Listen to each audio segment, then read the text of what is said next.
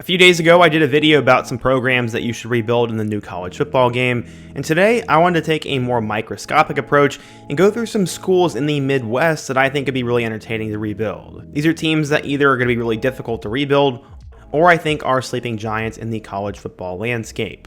But before we get started, if you're a big fan of college football, be sure to subscribe to the channel, leave a like if you want to support today's video, and let me know what player, team, topic, or situation I can cover next. Now let's go ahead and get started and talk about 12 teams that I think would be really fun to rebuild, Midwest edition.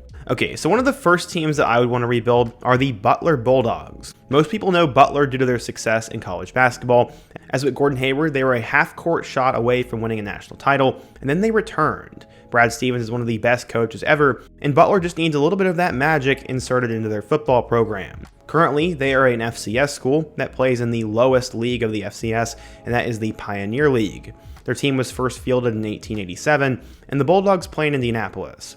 The city of Indianapolis does not yet have a big-time college football team, and they're one of the top 15 biggest cities in the country, so Butler would be a viable option to rebuild. The Butler Bowl is a little bit small, but Butler does have proud athletic tradition, and with more money, they could definitely expand that stadium and try and rise up the ranks. But as I said, all of this is pretty much hypothetical, as they have not been very successful in football. They play at a very low level, and the campus is pretty much expanded as far as it can go, and there's just not a lot of space. But it would be cool because Indianapolis needs a big-time football team at some point.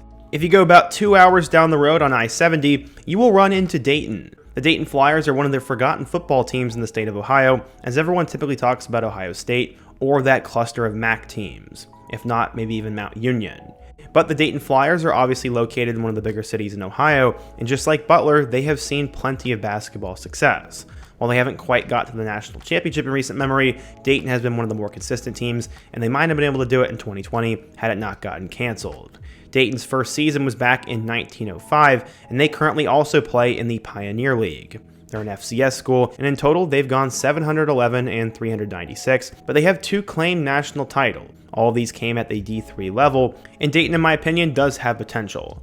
Obviously, their ceiling would probably be a MAC school, but they've got a unique color scheme. They're located in a pretty big area, and there's lots of talent in the state of Ohio. Moving down to the state of Kentucky, the next team I want to talk about is the Morehead State Eagles. They've also seen a little bit of basketball success, but this one is much more far-fetched than Dayton or Indianapolis, but at the same time, there is some potential here. They're located in Morehead, Kentucky, which is not too far from Cincinnati, so they would have a metro area of people and potentially some resources. The Eagles, unfortunately, have not been all that great. As in their program's history, they have gone 319 and 432, which is not very good, and they only have 4 division titles. They also play in the Pioneer League, just like Dayton and Butler, and it would take a lot of work to get them going. Jane Stadium seats 10,000 people, and they would definitely be a lot of fun to rebuild, but it would take a long time.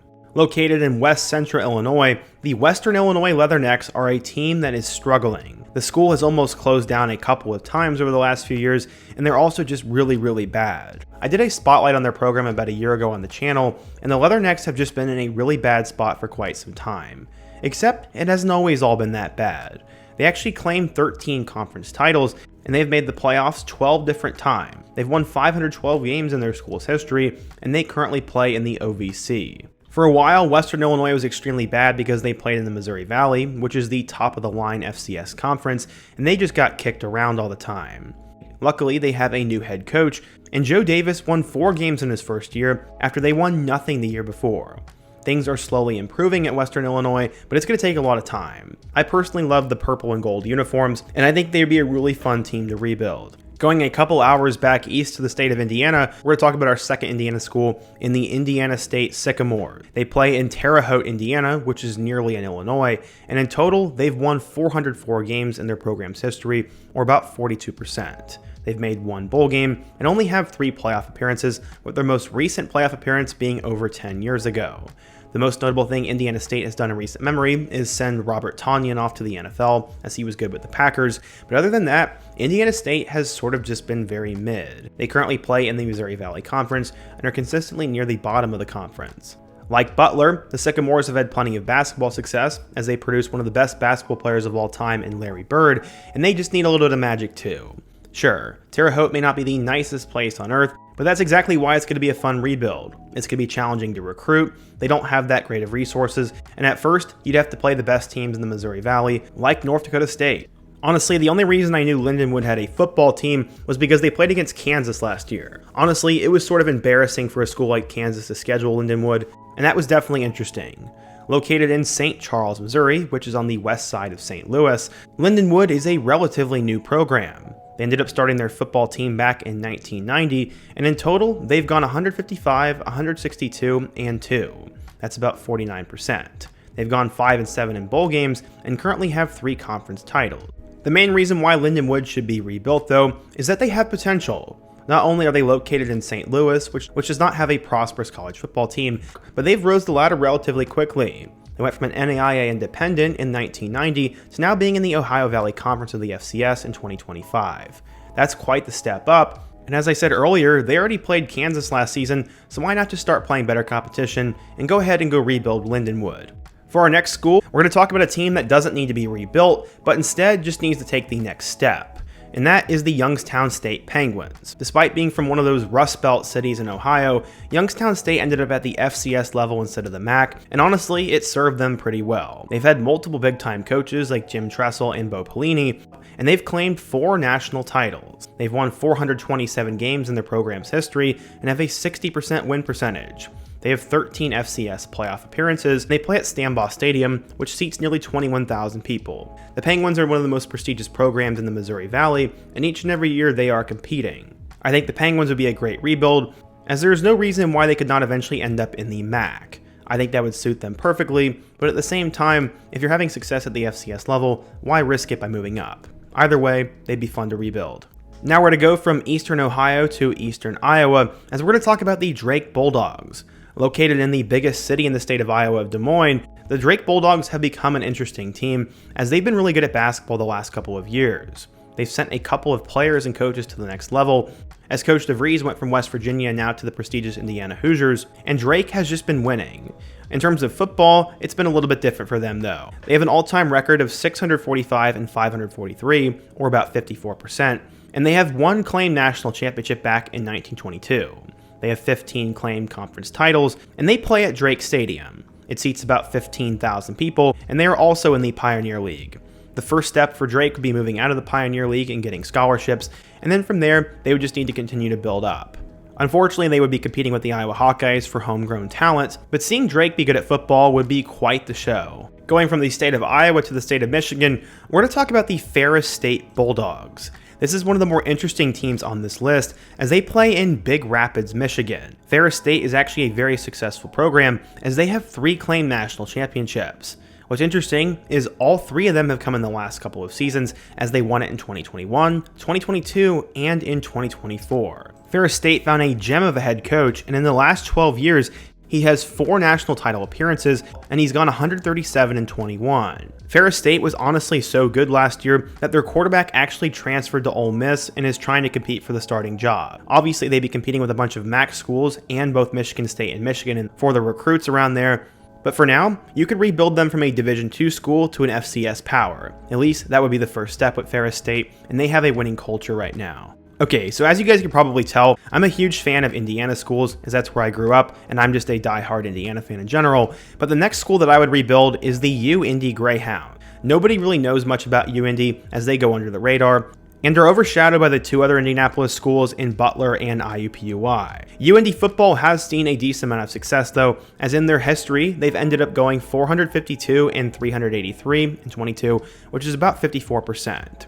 The Greyhounds have 10 total playoff appearances, and they've also won 17 conference titles.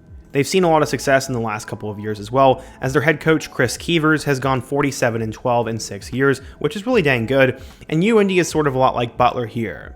They're not necessarily going to be the best team in the world, but they're located in one of the biggest cities in the country that doesn't have a dominant football team, and the mascot of a Greyhound is just awesome. Like Ferris State, they are currently at the Division II level, but my first step would be rebuilding them into a Pioneer League team and start a rivalry with Butler, and then eventually move them up to the top of the FCS. You have to start somewhere with them.